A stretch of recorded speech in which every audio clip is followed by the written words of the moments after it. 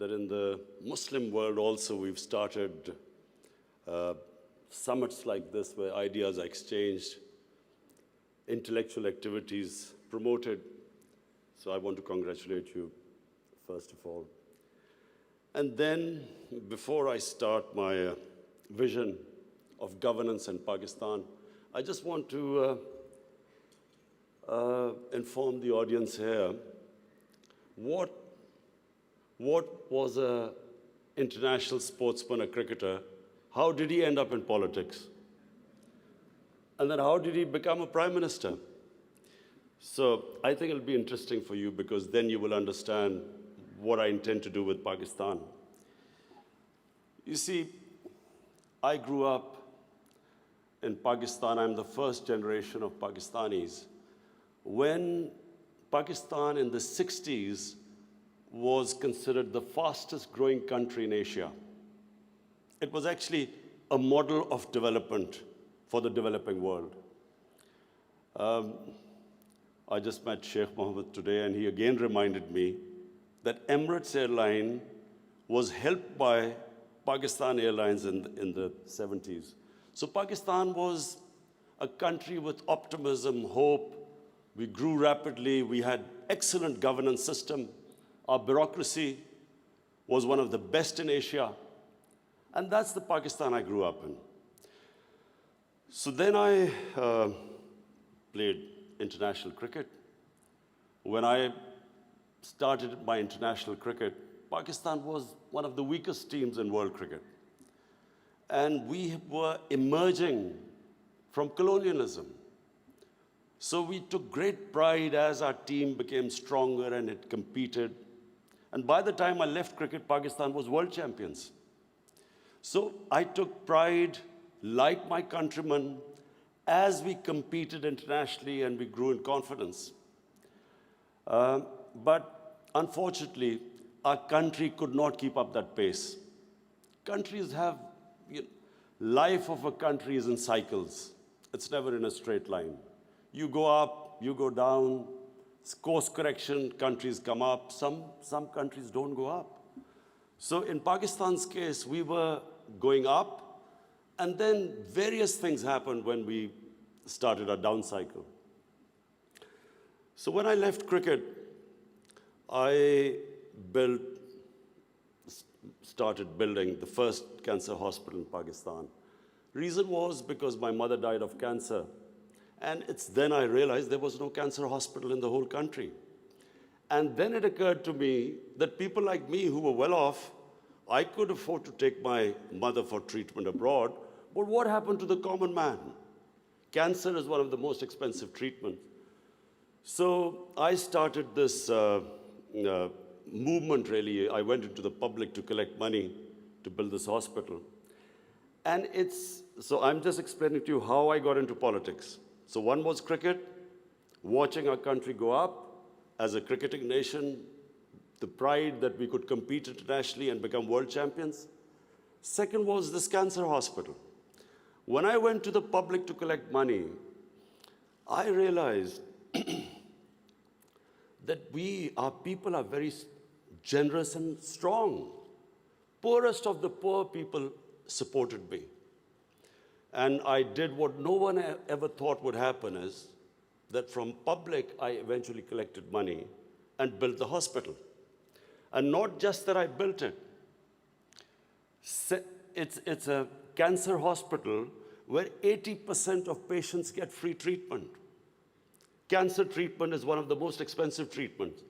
So then first I built it, and then to run the hospital, I again went to the people. And so it is the only private cancer hospital in the world which treats 80% people free, because it's the people who donate to the hospital. They built it, they run it. So I kept thinking, why is it that people are so generous to build a hospital and run it, but why don't they pay taxes? We were a country, and then I discovered we're a country which is amongst the top 5 countries in giving charitable donations. But at the same time, We are right at the bottom in giving taxes. And the reason was that people did not trust the government. They thought that their taxes were wasted by the government. It was spent on the lavish lifestyle of the ruling elite. So why would people pay taxes? And of course, then the levels of corruption, because corruption is basically stealing taxpayers' money. But there was a third reason why I ended up in politics. And that was, I watched, first of all, I used to play professional cricket in England, so half my year was in England and then half in Pakistan. And I saw how a developed country, how the institutions worked, why they went ahead, how the governments were accountable, how there was meritocracy, and above all, how there was human development, the money spent on human beings. So I could compare what was going on in Western countries, and then I could see what was happening in our own country. But then I also saw other countries develop. And one of them was UAE. I used to play cricket in UAE from 1980 onwards, and I saw UAE kept developing. And then afterwards, we saw China develop. So the common thing in all countries that have gone ahead is governance. And governance has two aspects. One is a government has to be accountable. The more accountable a government, the more clean a government, the more successful it is. And secondly, again I repeat, is meritocracy. The better the system of getting the best talent to the top, the better the country. Let me just give you a sporting example. Australia is the most successful cricketing country in cricket history of over 200 years, because Australia has the best system of bringing its talent up. Pakistan, in my opinion, and I'm not prejudiced, I understand cricket better than probably everyone in this hall. Pakistan has the greatest talent. Of all the countries I've played, I've never seen as much talent as in Pakistan. But we do not have a system of bringing that talent up. So what's the point of having great talent if you do not have a system of meritocracy which brings the talent up? And that's in every field. In the 60s, the reason Pakistan went up, because our civil service exam was the toughest. It was the most, all the young people wanted to go into Pakistan civil service. It was the toughest exam. We had the best talent that came up. And in 60s, the reason we progressed, one of the main reasons, was a civil service of very high quality. And gradually, as our system of merit went down, so did the country. So I wanted Pakistan to go up. And as I said, I saw UAE going up. The way each year you came, it changed. It got better and better. And similarly, and of course the greatest example is China. For me, the thing about China, which is just remarkable, no nation in the history of mankind has done what China has achieved. In 30 years, they have brought 700 million people out of poverty. It is just a phenomena which has never happened in human history. And of course, my motivation, again, of the Pakistan I wanted to see was based, and I'm a student of history, Islamic history especially, was on the Prophet, or Prophet, peace be upon him, the state of Medina, which he created. Now, why do I say the state of Medina? Because the state of Medina laid the foundation of one of the greatest civilizations in the history of mankind. The principles that found the foundation of the state of Medina is what, for the next 700 years, was the greatest civilization on earth. And what were those principles? The state of Medina was founded on incredible principles of justice and humanity. It was the first time a welfare state was made, a state that took responsibility of the weak, what China has done right now. That was the state of Medina, where first time a state took responsible for its poor, its weak, its orphans, its widows. In the state of Medina, the first time pensions were created. Old people were also, it was a humane state. And secondly, there was justice, rule of law. These were the two main things. And the third thing, the Prophet of Islam, peace be upon him, made seeking knowledge a sacred duty. The word was that even if you have to go to China to seek knowledge, you must. Those days going to China meant not coming back. So the emphasis on seeking knowledge. For the next 700 years, all top scientists were Muslims. And that was the state of Medina. It laid that foundation. And then the way minorities, other religious people were treated. The Prophet signed famous, the Misaq-e-Medina. There's still a letter in St. Catherine's Church which was signed with the Christians that your places of worship will be, till the end of time, they will be protected by Muslims. Secondly, that no forcible conversions would be in Islam. Thirdly, the Prophet's last sermon, it is a charter of human rights. It's about how human beings are equal. So it was a humane state created, rule of law, emphasis on education, that led to the growth of Muslim civilization. So this is, in Pakistan, we want the same basis of our state. The rise of what I believe, the way our country will rise, it will go back to those principles. We must, number one, have rule of law, everyone equal before the law. State must be accountable. We must have a welfare state where the state must take responsibility of its poor people. Half our population is on the poverty line or just above, and about 25% are below the poverty line. The state must take responsibility. All policies of the state must be like in China. How do we lift the people from the bottom? And the most important thing is that we must, in Pakistan, start a reform program. Reforms are painful, but it is essential if we have to get out of our current problems. So, first of all, I joined politics in '96. From '96 to 2013, there was a very small party. Most of the time, it was one step up and 3 steps down. The first election I contested, we were wiped out. Second election, 5 years later contested, we had only 1 seat.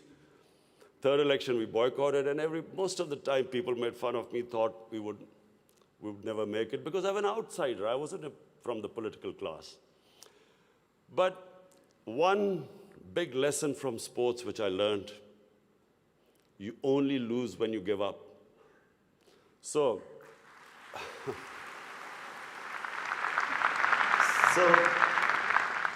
kept learning from my mistakes, kept getting up, falling, getting stronger. Eventually, we formed government in one of the 4 provinces in 2013, and it was the KP province, which was devastated by war on terror. It was on the border of Afghanistan, the tribal areas, the whole fighting took place in that region. The police was devastated by attacks. We had 70% of industry closed. And KP has a reputation that they only give you 1 chance. Each government comes once, it's ousted the next time. So we came in a coalition government, and we started our reform programs. First of all, we started spending money on human development, health and education. Secondly, we did, first time in Pakistan history, no party had done before, we started spending money on climate change. Pakistan is about 8th in the countries that are most vulnerable to climate change. So we took this ambitious mission of planting 1 billion trees in 5 years. And then we reformed the police, depoliticized our police, depoliticized our bureaucracy, and then started tourism. Because KP has a lot of tourist sites. It has was the center of Buddhist civilization, so religious tourism, but we have the best mountain scenery there. So anyway, by the end of 5 years, we had half poverty in those 5 years. The poverty had gone half. And a province which never gave you a second chance, we came back with 2/3 majority in 2018. Not only did we win there, then we formed government in the last election. We got 17 million votes, which is the highest ever won by a party. And so now we have our reform agenda. And as I repeat, reforms are painful. You know, when you take reforms, when you make reforms, people suffer. They go through difficult times. It's like a surgery. When you conduct surgery, for a while, the patient suffers, but then he improves. The worst thing that can happen to a society is that you keep postponing reforms because of the fear that you will have opposition, the vested interest will stand up, and you don't do reforms. So we've started on an ambitious reform program. That's number one. We are trying to change improve all our economic policies. We have trying to cut down our fiscal deficit. We are trying to improve exports, cut down our imports. We have unfortunately had to raise bills because we came up with, when we got into power, we had massive fiscal deficit and current account deficit. So we are doing that. But in my opinion, Pakistan now has a chance. Already we are seeing optimism. Investors are coming into our country. We feel that this is the time that Pakistan will take off. The most important thing, and while talking to Sheikh Mohammed last time, he told me something very interesting. He said that you must allow businesses to make money.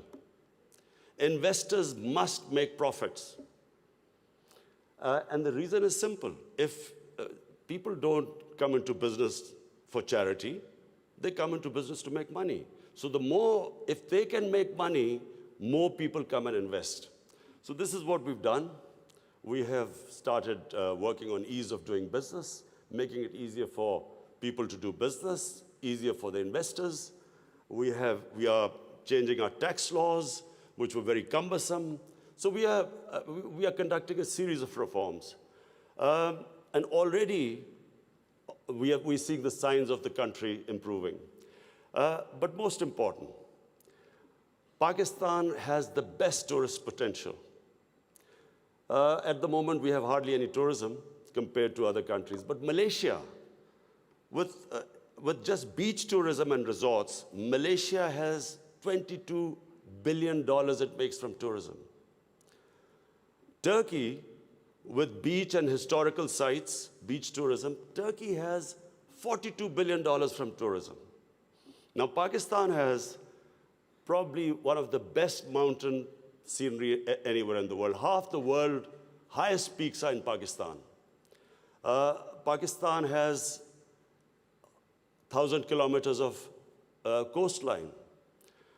Pakistan has the oldest historical monuments, probably as old as anywhere in the world. We have Indus Valley civilization, which is 5,000 years old. We have Peshawar, the oldest living city in the world, 2,500 years. Lahore and Multan, ancient cities. But what we have, probably more than any other, hardly any other country has, is religious tourism. We have, for Muslims, we have the Makkah and Medina of the Sikhs.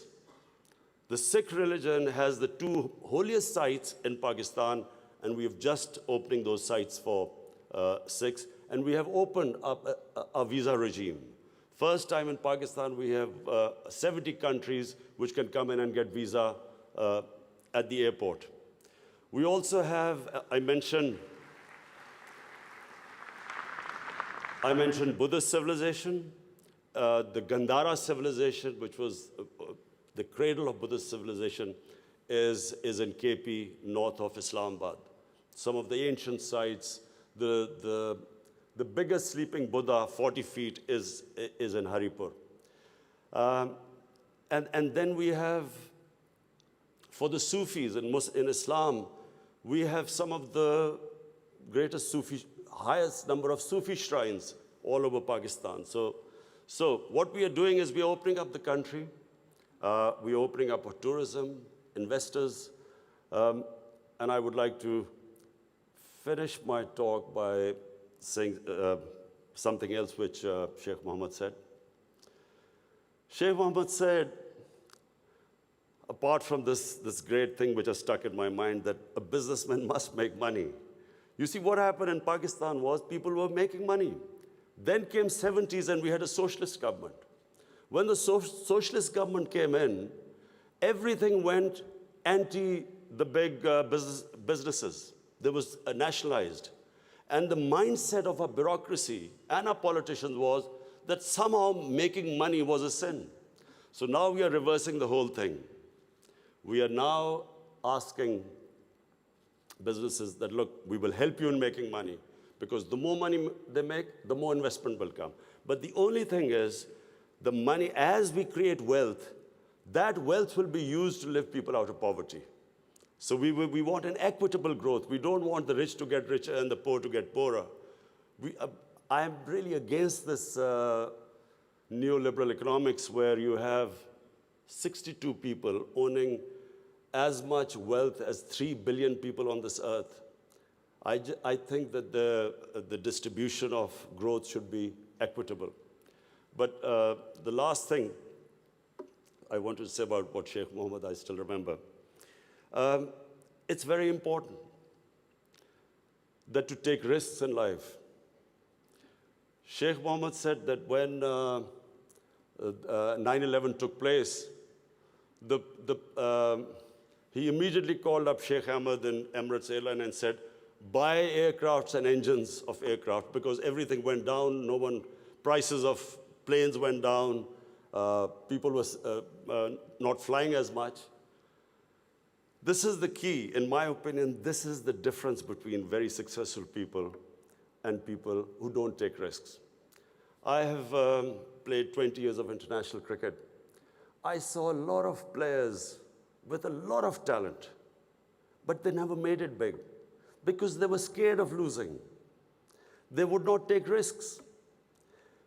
Players with less talent, but that ability to take risks, chances, they also had bad times. But eventually, the ones who took more chances and risks were the ones who made it big. This is the time, my last word is to the investors. This is the time to come to Pakistan when it is just going on the upswing. This is the time to invest in the country. And don't miss the boat. Thank you.